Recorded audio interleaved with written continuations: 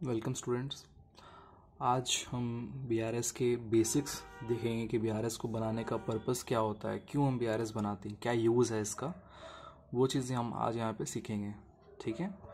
तो जैसा कि आप सभी जानते होंगे कि एक बिज़नेस को मैनेज करने के लिए सारे बिज़नेस फर्म्स क्या करते हैं, एक बैंक अकाउंट ओपन करते हैं। ठीक है। ये बैंक अकाउंट कौन से नेचर का होता है? ये करंट नेचर का होता है। ठीक है। It is one of the types of bank accounts. तो वो क्या करते हैं, करंट अकाउंट ओपन करते हैं। ठीक है। और बैंक क्या करता है, बैंक बनाता है पासबुक जिसमें वो सारे informations regarding a particular account वो चीज़ों को रिकॉर्ड करते हैं। ठीक है। और सेम हम क्या करते हैं, हम अपनी बुक्स में, बिजनेस क्या करता है, बिजनेस अपनी बुक्स में क्या बनाता है, कैश बुक बनाता है। ठीक है। और वो भी क्या करता है, सारे ही बैंकिंग ट्रांजैक्शंस को रिकॉर्ड करता है। तो आप देख सकते हो कि जैसे जो भी बैंकिंग ट्रांजैक्शंस है वो दोनों जगह रिकॉर्ड हो रहे हैं। ये कैश बुक में भी रिकॉर्ड हो रहे हैं and on the other hand passbook में भी रिकॉर्ड हो रहे हैं। तो जाहिर सी बात है, जब दोनों ही बुक्स सेम चीज़ को रिकॉर्ड कर रहे हैं तो बैलेंसेस क्या होनी चाहिए, इन दोनों की मैच करनी चाहिए। बट कभी कभी ऐसा होता है कि बैलेंसेस मैच नहीं करते हैं। ठीक है। अब इसमें कई सारे रीजंस हो सकते हैं, जैसे कि for example check issued but not presented for payment. ठीक है। आपने चेक इशू किया हुआ है किसी को, बट उस पर्टिकुलर पर्सन ने इस चेक को डिपॉजिट नहीं किया बैंक में। ठीक है। तो इन दैट केस क्या होगा कि बैलेंसेस आपके मैच नहीं करेंगे। ठीक है। दूसरा एक और एग्जांपल हम ले सकते हैं, जैसे कि चेक डिपॉजिटेड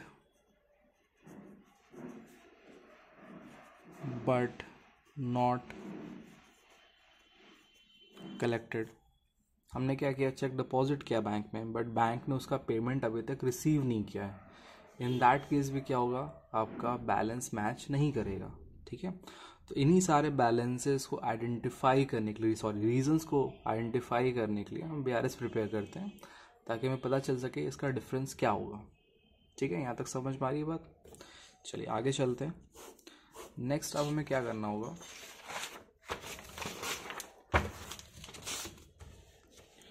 एक चीज़ बीआरएस बनाने से पहले एक चीज़ का और आप ध्यान रखेंगे, वो होगा कि आपके पास देखिए एक तो कैश बुक है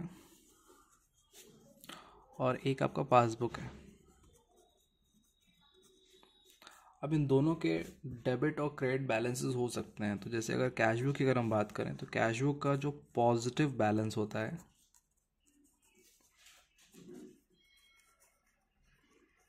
वो होता है डेबिट। ठीक है। डेबिट बैलेंस होता है। और पासबुक में यही सेम चीज़ अपोजिट होती है। पासबुक में पॉजिटिव बैलेंस क्रेडिट होता है। ठीक है। तो इस चीज़ का ध्यान दीजिएगा आप लोग। दूसरा, अगर हम नेगेटिव बैलेंस की बात करें तो कैश बुक का नेगेटिव बैलेंस क्रेडिट होता है एंड पासबुक में नेगेटिव बैलेंस डेबिट होता है। ठीक है।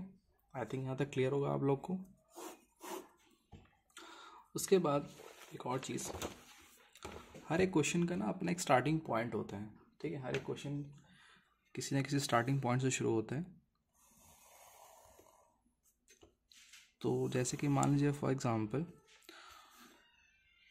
ये है आपका प्लस आइटम्स का कॉलम है, ये है माइनस आइटम्स का कॉलम,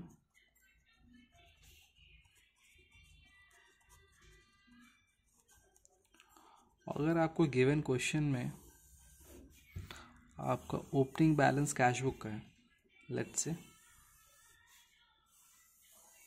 कैश बुक में आपको क्वेश्चन में लिखा हुआ है कि डेबिट बैलेंस एज पर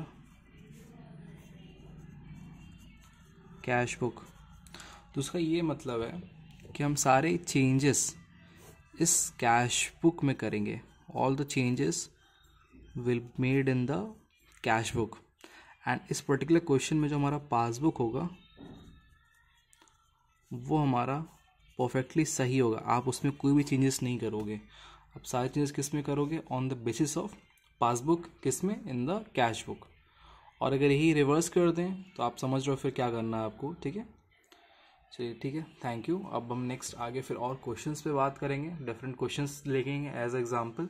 ठीक है, which will help you understand better. ठीक है, थैंक यू। कोई भी डाउट्स होगा तो आप कमेंट्स में आप पुट कर सकते हो। Thank you.